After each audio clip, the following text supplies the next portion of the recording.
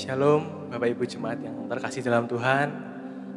Selamat datang, selamat beribadah di Gereja Yesus Gembala. Mari saat ini kita satukan hati kita teduhkan hati kita. Mari sama-sama kita berdoa. Terima kasih Tuhan atas berkat-Mu. Sampai pada pagi hari ini kami boleh ada di tempat ini, semua karena berkat-berkat kemurahan-Mu Tuhan. Terima kasih Tuhan. Ampuni setiap dosa dan kesalahan kami. Kami mohon ampun Tuhan. Tuhan yang sertai ibadah ini Tuhan, dari awal, pertengahan, hingga akhirnya nanti Tuhan. Terima kasih Tuhan. Kami serahkan semuanya ke dalam tangan penyertaan Tuhan. Kami berdoa mengucap syukur. Haleluya. Amin.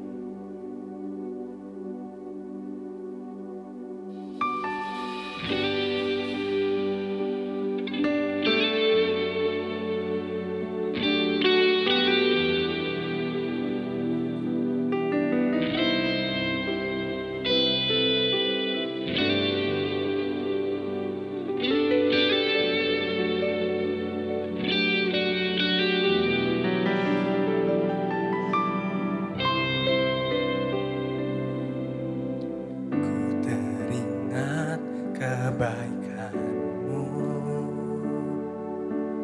tiada habis, kasih-Mu murni bagai embun pagi, hangat seperti mentari. Ku teringat kesetiaan-Mu nyata dalam hidupku. Langit bersyukur memuji, hatiku kan bernyanyi. Amanku bersama-Mu, ku rasakan indah kekudusan hadirat-Mu, memenuhi relung hatiku.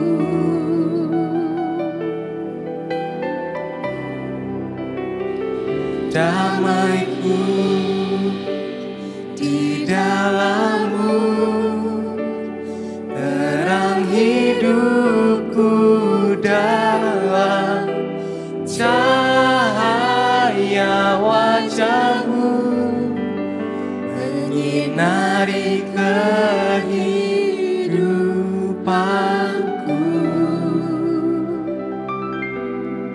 Yesus perisai-Ku,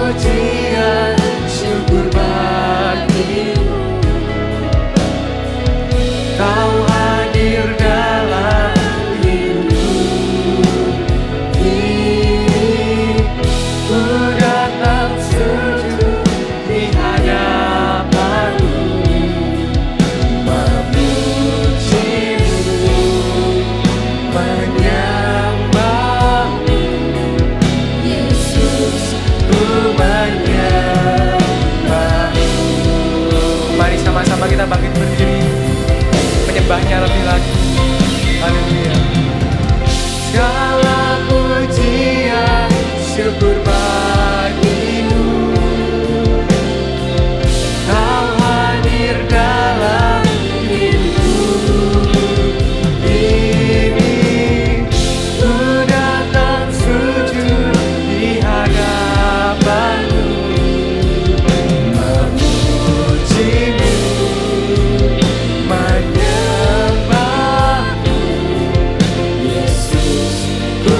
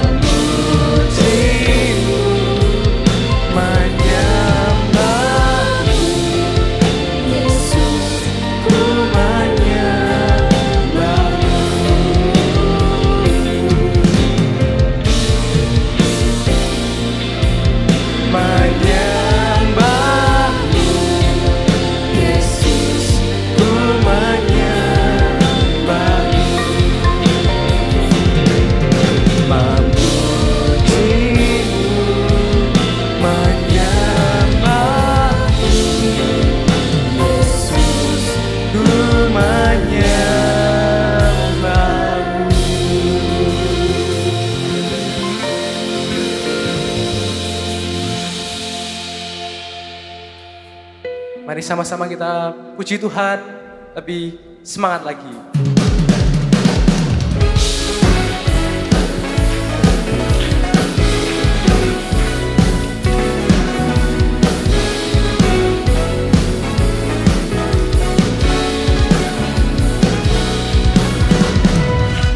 Datanglah ke bait-Nya dengan hati bersyukur, ke dalam pelatarannya dengan hati bersuka, rasakan dan lihatlah betapa baiknya Tuhan bagi yang berlindung padanya.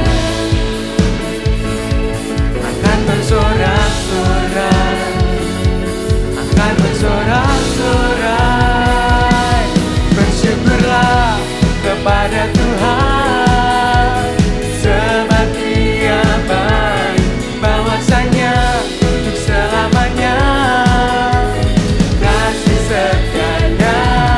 Bersyukurlah kepada Tuhan, sebab Dia baik, bahwasanya untuk selamanya kasih setianya.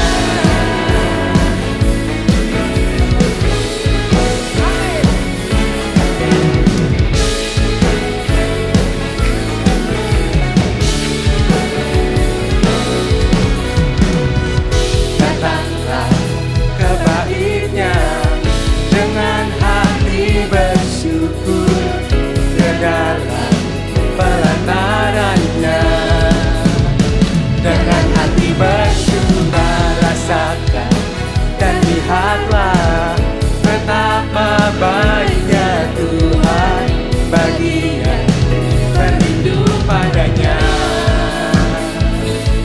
Akan bersorak-sorai, akan bersorak-sorai, bersyukurlah kepada Tuhan, sebab Dia baik, untuk selamanya kasih setianya.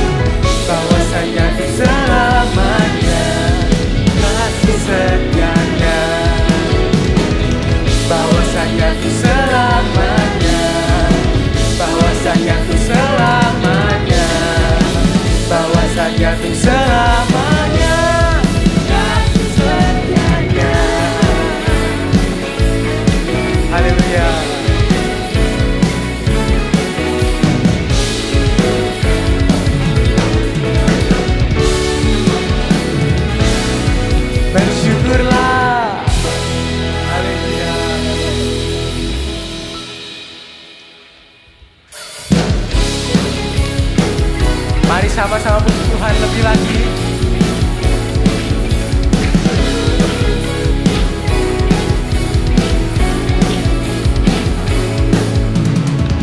Tuhan Engkau keselamatanku, pada siapa ku harus takut? Lebih dari pemenang dalamku, pada siapa ku kan gentar? Tuhan Engkau keselamatanku, pada siapa ku harus takut? Lebih dari pemenang dalamku, pada siapa ku kan gentar? Angkat panji kemenangan, Tuhan telah bangkit penuh kemuliaan. Selamanya yang bertahta, kalahkan maut, besarlah Allah kita.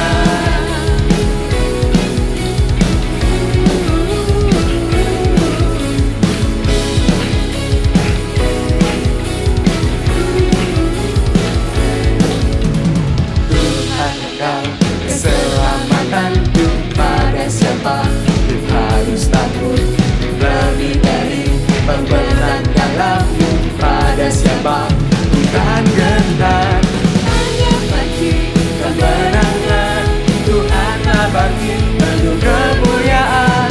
Selamanya Kau bertahta, kalahkan maut, besarlah Allah. Angkat panji kemenangan, Tuhan telah bangkit penuh kemuliaan. Selamanya Kau bertahta, kalahkan maut, besarlah Allah kita.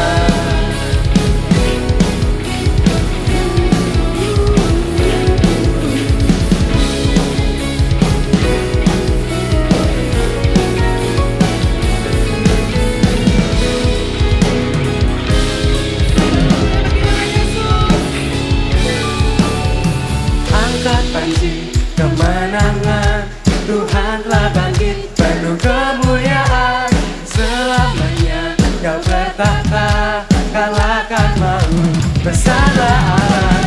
Angkat panji kemenangan, Tuhan telah bangkit penuh kemuliaan. Selamanya Kau bertahta, kalahkan maut, besarlah Allah kita. Besarlah Allah kita, besarlah Allah kita.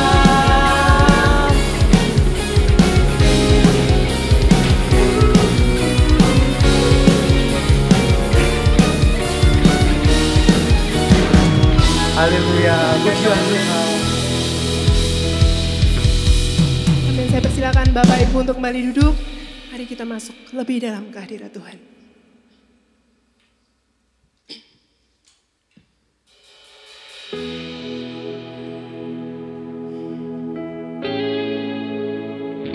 Bapa Surgawi, kami naikkan syukur kami yang terdalam atas saat ini.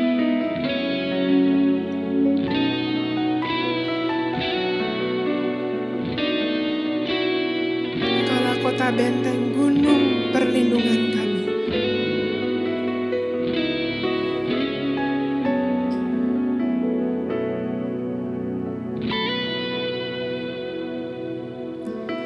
Kau kota bentengku,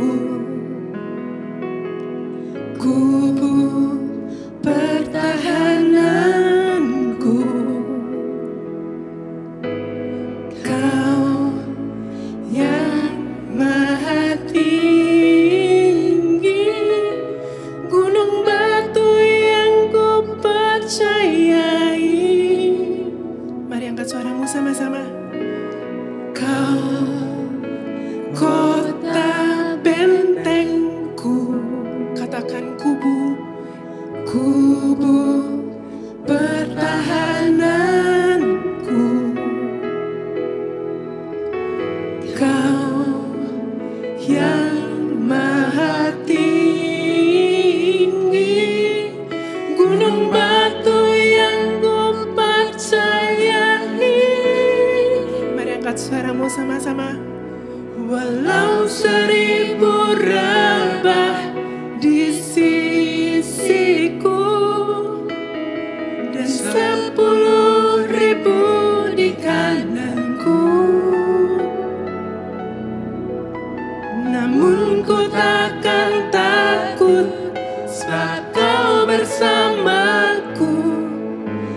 Kaulah pelindungku. Engkaulah kota benteng, perisai keselamatan kami Tuhan. Mari angkat suaramu sama-sama.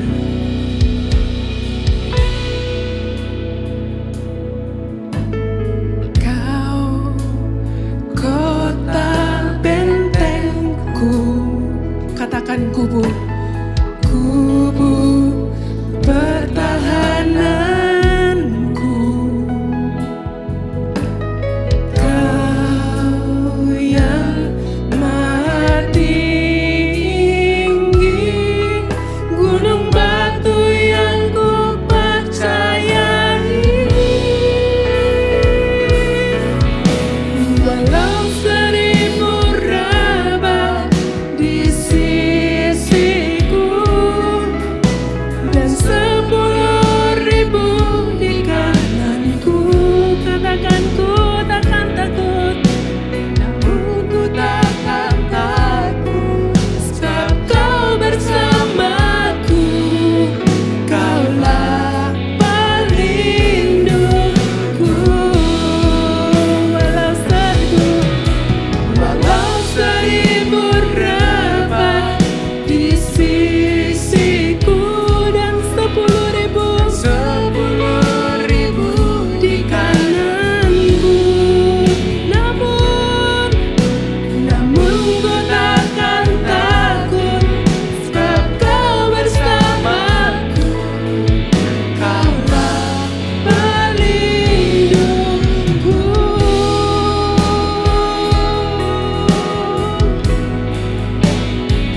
Kaulah pelindungku,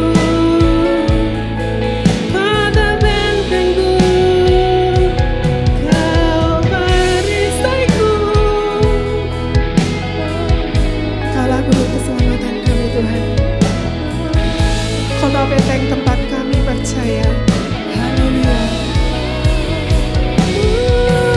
Kelaikan syukurku,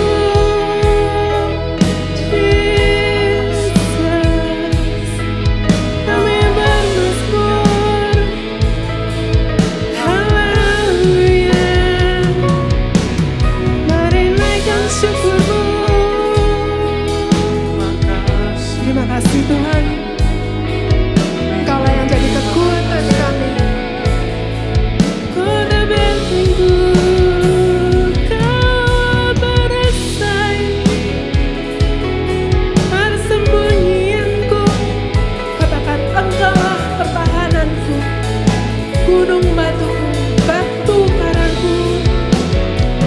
Terima kasih Yesus.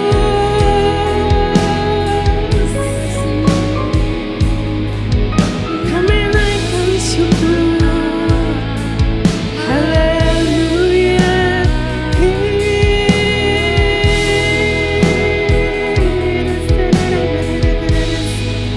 Terima kasih Roh Tuhan hadir di sini,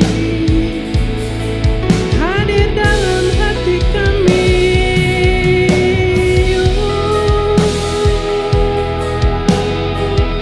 Sweet Jesus, holy, kudus namamu, say holy is your name, holy is your name. Kudus, kuduslah Tuhan, Allah segala kuasa. Terima kasih Tuhan, terima kasih Tuhan. Jesus, terima kasih Yesus. Kami naikkan doa kami di hadapan-Mu saat ini Bapa. Di saat kami lemah, Engkaulah yang menjadi kota benteng, batu karang kami. Jadikan iman kami teguh di atas-Mu. Dan kami percaya bersama dengan Engkau ada kekuatan yang baru, ada pengharapan yang baru. Terima kasih dengan penuh iman bersama-sama. Walau 1000 rebah di sisiku dan 10.000 di kananku,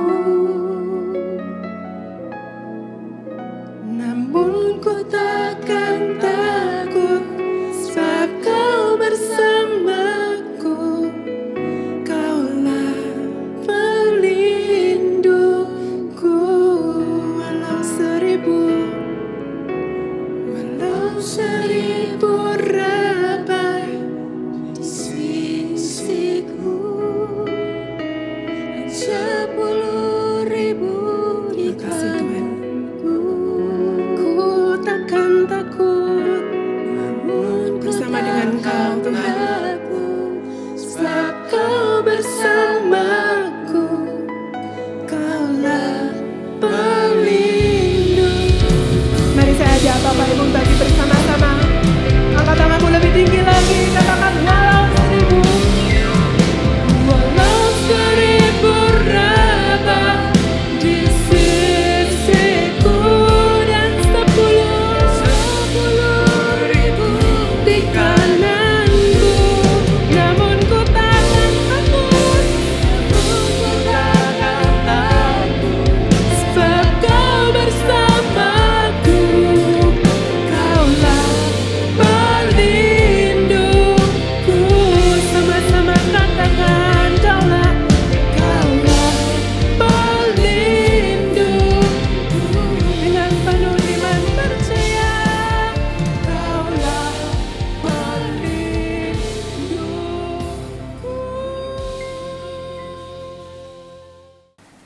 Shalom Bapak Ibu Saudara sekalian, mari kita siapkan hati untuk kita mendengarkan firman Tuhan.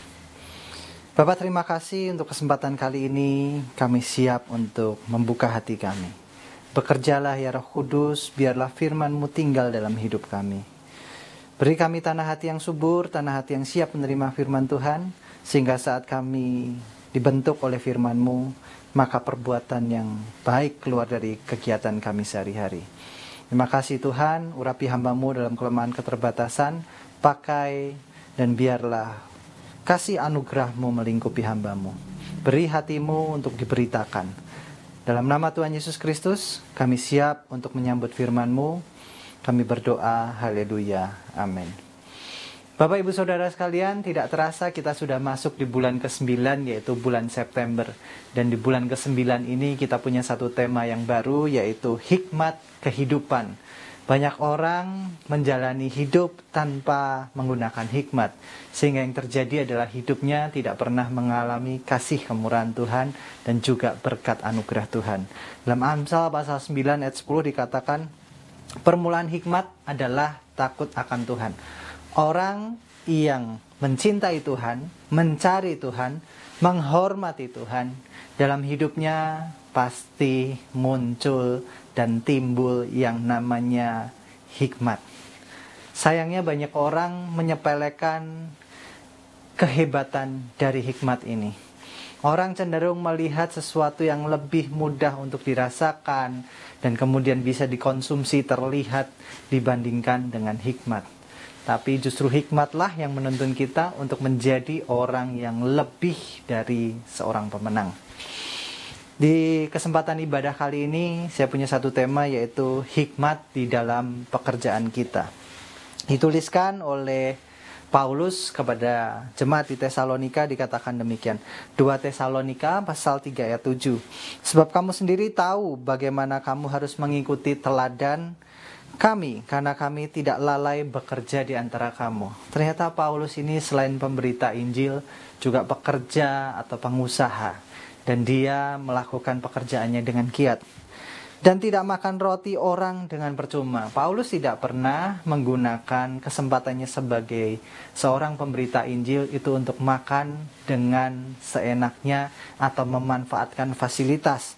Tapi kami berusaha dan berjerih payah siang malam supaya jangan menjadi beban bagi siapapun di antara kamu. Ada sebuah keinginan Paulus atau sebuah cara pikir Paulus yang dalam dia melayani Tuhan, Dia tidak ingin menjadi beban dan memanfaatkan fasilitas pelayanan. Bukan karena kami tidak berhak untuk itu. Ternyata Paulus itu berhak mendapatkan makanan, mendapatkan pelayanan dari saudara seiman. Tapi ini apa yang dipikirkan Paulus.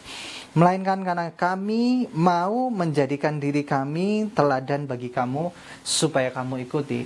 Hikmat apa yang ada di dalam kepala Paulus yang ingin kita sebagai orang percaya, orang Kristen meneladani, mengikuti pola pikir ataupun cara hidup Paulus. Cara hidup yang rajin, berhikmat di dalam bekerja. Bapak Ibu Saudara sekalian yang dikasihi dalam Tuhan, hikmat dalam pekerjaan ini sungguhlah penting untuk kita lihat dan kita pelajari supaya dalam bekerja kita tidak hanya bekerja, tapi tanpa tahu tujuan Tuhan memberikan kita pekerjaan. Yang pertama Bapak Ibu Saudara adalah pekerjaan dan pelayanan. Pekerjaan dan pelayanan ini dalam kehidupan orang Kristen seringkali bisa sangat erat. Banyak orang itu memisahkan antara pekerjaan dan pelayanan. Tapi Paulus ini justru menyatukan antara pekerjaan dan pelayanan jadi satu.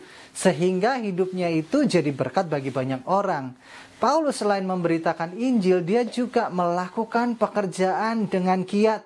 Artinya dia seorang yang tidak putus asa dan seorang yang dalam sehari-harinya dia melakukan sesuatu yang produktif.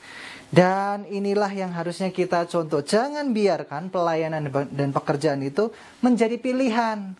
Tapi justru pelayanan itu menjadi satu dengan pekerjaan. Sehingga kita melakukan pelayanan dan pekerjaan itu bersama. Banyak orang berpikir kalau orang sudah pelayanan dia tidak boleh bekerja. Orang berpikir kalau aku sudah bekerja janganlah aku melakukan pelayanan. Tapi kalau kita mensinergikan pelayanan dan pekerjaan ternyata hasilnya justru lebih bermanfaat daripada memilih salah satunya. Ingat cerita Yesus mengenai orang Samaria yang baik hati. Kebaikan hati orang Samaria yang dianggap tidak layak, yang dianggap tidak diselamatkan, yang dia ini hanya melakukan pekerjaan tapi bukan pelayanan, justru bisa jadi berkat dibandingkan orang-orang yang bekerja di bait Allah, baik itu imam ataupun Lewi ataupun siapapun yang lewat, ternyata setelah dari bait Allah, dan orang ini nggak ada yang mau menolong orang yang dirampok. Di sini kita belajar sekali dari perumpamaan Yesus, ternyata orang bekerja dan pelayanan itu harus connect, harus seimbang, harus jadi satu. Seorang Samaria yang dikatakan dia tidak mengenal Allah, dibuang Tuhan, tidak dapat keselamatan. Dia mempunyai harta diberikan untuk melayani, untuk memberikan orang yang dirampok. Tadi mungkin orang yang dirampok ini juga pernah membenci orang Samaria. Kita nggak tahu latar belakangnya. Hanya saja waktu orang kesusahan, orang Samaria justru lebih punya hati daripada orang yang pelayanan. Di dalam kehidupan kita bisa terjadi orang yang tidak percaya Yesus justru punya sifat karakter yang lebih melayani daripada orang yang ada di dalam gereja yang pelayanan. Ini sebuah hal yang di dalam kehidupan kita harus lihat hikmat di dalam pekerjaan kita. Kenapa Tuhan memberi pekerjaan? Kalau kita lihat orang Samaria ini mau menyisihkan uangnya untuk penginapan sampai orang yang dirampok tadi sembuh. Ternyata yang namanya pekerjaan dan pelayanan itu bisa jadi saat pekerjaan kita bisa menjadi berkat bagi orang lain, itu pun sebuah pelayanan. Dan Paulus mengajarkan yang namanya pekerjaan itu bukanlah pilihan untuk kita mengesampingkan pelayanan. Demikian juga pelayanan jangan sampai mengesampingkan pekerjaan. Dan Paulus ini ngomong gini, aku ini makan roti itu nggak mau kalau makan ini secara sia-sia atau secara gratisan saja. Tapi kami ini, Paulus dan teman-temannya berusaha berjerih payah supaya jangan jadi beban di antara kamu. Bukan karena kami tidak berhak. Paulus itu berhak mendapatkan roti ataupun pelayanan atau sokongan dana dari umat-umat yang dilayaninya. Tapi dalam 1 Korintus pasal 9 ayat 13 dikatakan demikian, tidak tahukah kamu bahwa mereka yang melayani dalam tempat kudus mendapatkan penghidupan? dari tempat kudus itu, dan bahwa mereka yang melayani mezbah mendapat bagian mereka dari mezbah itu. Demikian pula Tuhan telah menetapkan bahwa mereka yang memberitakan Injil harus hidup dari pemberitaan Injil itu. Tapi aku, Paulus, tidak pernah menggunakan satupun dari hak-hak itu. Aku tidak menulis semuanya ini supaya aku diperlakukan juga demikian. Paulus itu melayani, tapi dia tidak mempergunakan haknya untuk diberi makan, tapi justru dia memberikan contoh. Melayani dan pekerjaan bisa jadi satu, bisa bersinergi, bisa jadi berkat. Saya teringat akan cerita dari mertua saya mengenai seorang Romo. Romo ini dari Belanda.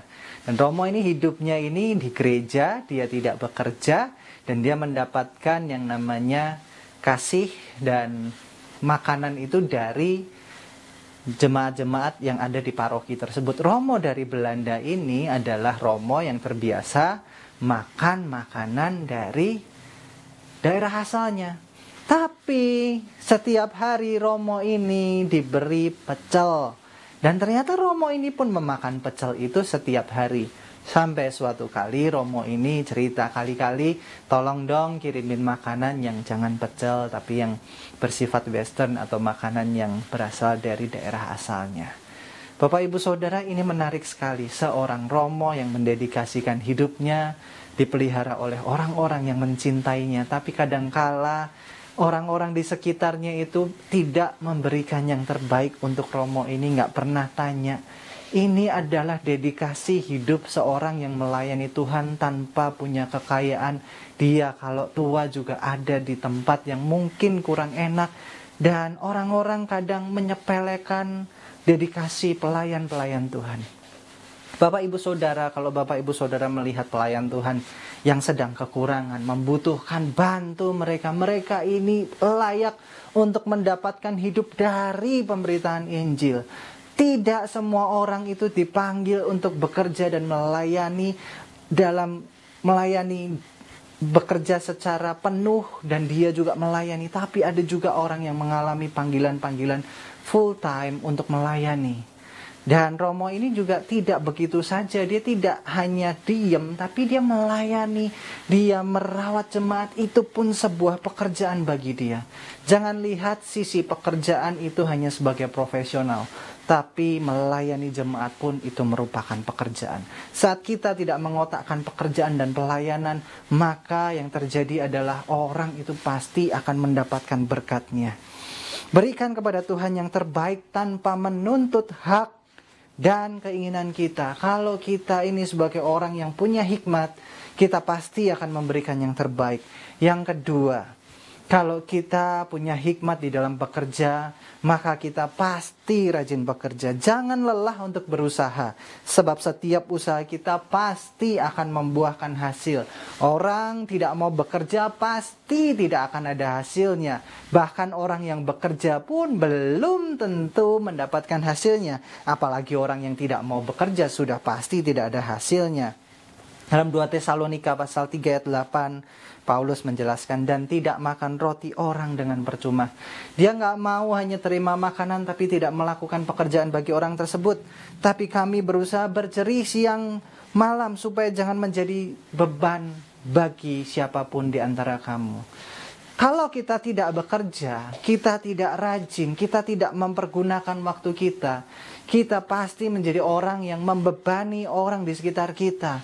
Saat kita tidak produktif, kita tidak melayani, kita tidak menjadi berkat, kita justru jadi beban. Rajin bukan berarti sebagian besar waktu kita ini dihabiskan untuk bekerja. Tapi rajin adalah menggunakan setiap talenta kita, setiap kemampuan kita untuk jadi berkat bagi orang sekitar kita. Dan banyak sekali orang ini membuang waktunya tanpa mengasah talentanya. Di dunia usaha rumah makan ternyata setelah diteliti bagaimana caranya mengurangi buangan makanan atau mengurangi sampah yang ditimbulkan oleh rumah makan, ternyata itu simple sekali. Dengan cara menajamkan pisau yang digunakan di dapur. Karena pisau yang tajam dia akan memotong daging dengan lebih tepat. Dia akan membuat daging itu tidak terkoyak dan menjadi lebih fresh setiap kali dihidangkan, sehingga buangan dari daging itu menjadi lebih sedikit.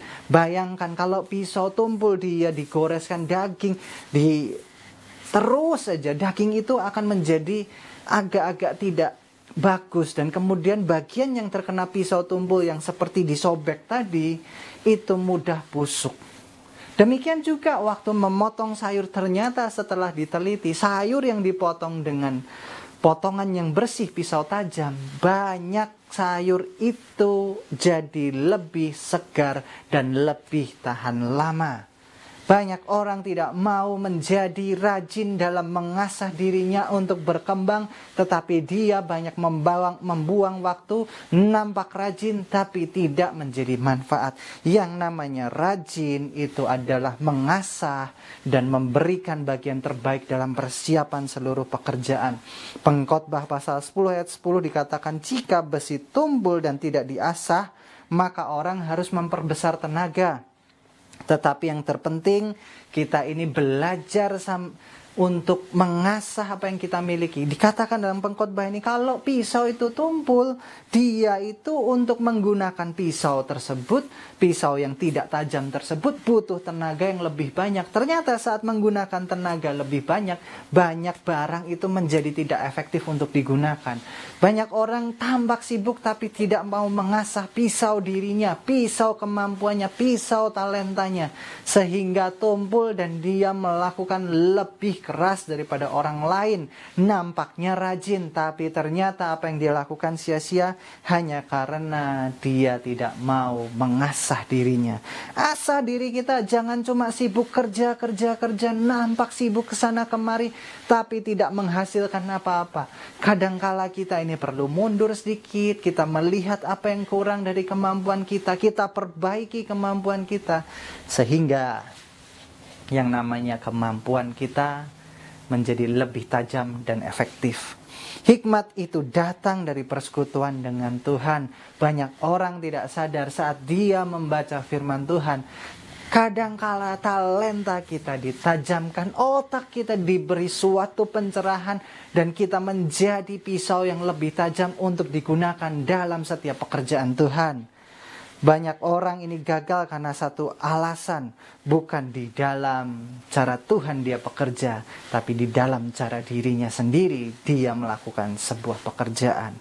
Bapak Ibu Saudara yang dikasihi dalam Tuhan, rajin bukan bercerita tentang kita berangkat pagi sekali dan pulang malam sampai kita tidak bertemu keluarga. Tapi rajin bercerita bagaimana kita mempersiapkan segala sesuatu dengan baik, menata waktu dengan baik, sehingga pekerjaan itu bisa dilakukan dengan sempurna di dalam Tuhan. Yang ketiga, yang terakhir, fokuslah di dalam bekerja. Punyalah fokus dan tujuan di dalam bekerja. Banyak orang ini kalau bekerja tidak fokus, dia tidak tahu arti dan manfaat orang bekerja. Saya membayangkan pada saat sekarang banyak sekali orang ini mencari pekerjaan dan belum mendapatkan pekerjaan. Bapak Ibu Saudara yang sedang bekerja, bersyukurlah untuk pekerjaan yang sedang kita jalani. Ternyata orang yang tidak bekerja itu punya tabiat yang buruk. Dalam 2 Tesalonika pasal 3, 11 dan 12 ternyata ini diceritakan oleh Paulus. Orang kalau tidak bekerja akan seperti ini. Kami mengatakan ini sebab kami mendengar ada orang-orang di antara kamu yang hidup bermalas-malasan. Kenapa hidupnya malas-malasan? Karena tidak banyak pekerjaan yang mereka lakukan. Mereka tidak melakukan suatu apapun kecuali sibuk mencampuri urusan orang lain. Atas kuasa Tuhan Yesus Kristus kami perintahkan orang-orang itu dan memberikan peringatan supaya mereka bekerja dengan tentram dan mencari nafkah mereka sendiri. Ada sebuah hal yang buruk saat orang tidak rajin bekerja, dia tidak punya hikmat di dalam pekerjaan dan dia malas-malasan. Apa yang dia lakukan adalah menjadi seorang perusak. Orang yang tidak fokus dalam bekerja, orang yang malas-malasan bekerja, orang yang jadi beban, ternyata dia hanya akan menjadi perusak. Kadangkala saat kita tidak fokus dalam bekerja, tidak melakukan pekerjaan dengan baik, Kita menjadi seorang yang mudah untuk mengkritik tapi tidak membangun. Kita mudah menjatuhkan orang dan menginjak-injak orang dengan kata-kata kita. Kita tidak bisa mengapresiasi orang dan kita pengen tahu banget apa yang dia lakukan dan kalau bisa membuat orang tersebut gagal.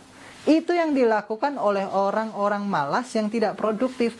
Orang kalau sudah fokus kerja, sudah berpikir untuk melakukan yang terbaik, dia tidak ada waktu, dia tidak akan membuang waktunya untuk mengkritik, untuk menjatuhkan orang, untuk melakukan yang jahat. Justru dia akan melakukan pengembangan diri, dia akan melakukan yang terbaik. Dia sudah habis waktunya untuk fokus di dalam yang tepat. Dan dia tidak ada waktu untuk menjadi seorang perusak.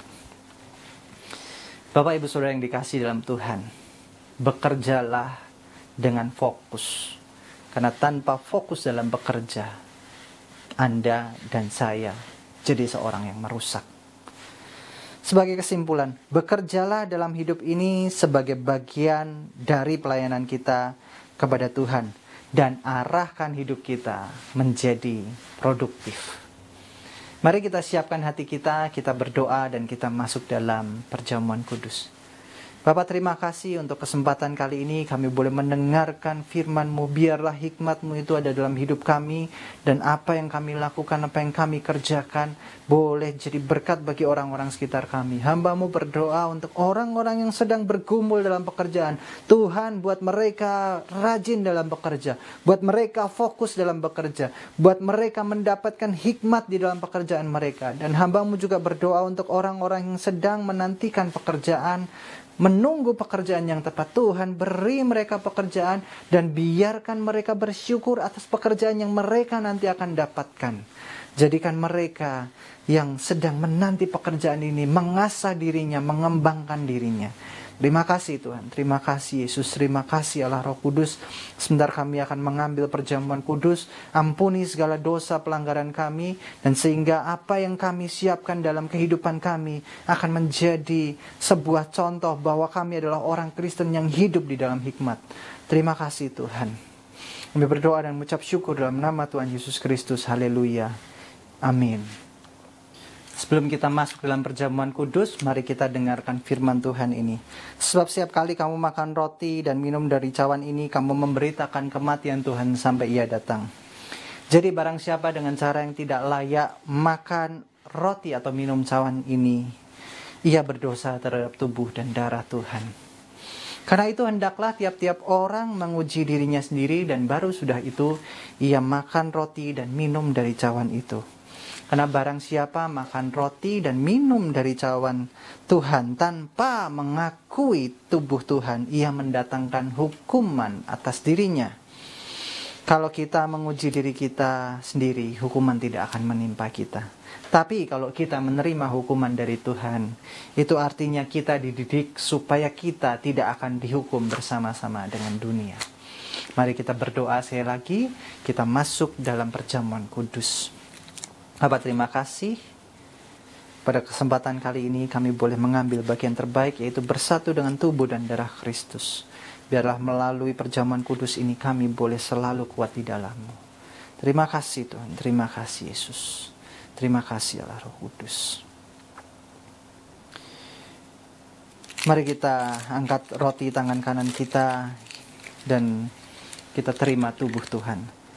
Sebab apa yang telah Kuteruskan kepadamu telah aku terima dari Tuhan, yaitu bahwa Tuhan Yesus pada malam Ia diserahkan, mengambil roti dan sudah itu Ia mengucap syukur atasnya.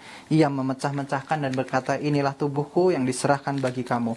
Perbuatlah ini menjadi peringatan akan aku. Tuhan, terima kasih bahwa kami adalah umat-Mu yang ditebus. Kami percaya oleh bilur Yesus yang menyembuhkan, yang memberikan kami kekuatan. Dan biarlah melalui tubuh Yesus ini, kami belajar untuk taat seperti Tuhan kami, Juru Selamat kami, Yesus Kristus. Apakah Bapak Ibu Saudara percaya bahwa roti yang kita pegang adalah tubuh Kristus? Mari kita makan di dalam nama Yesus.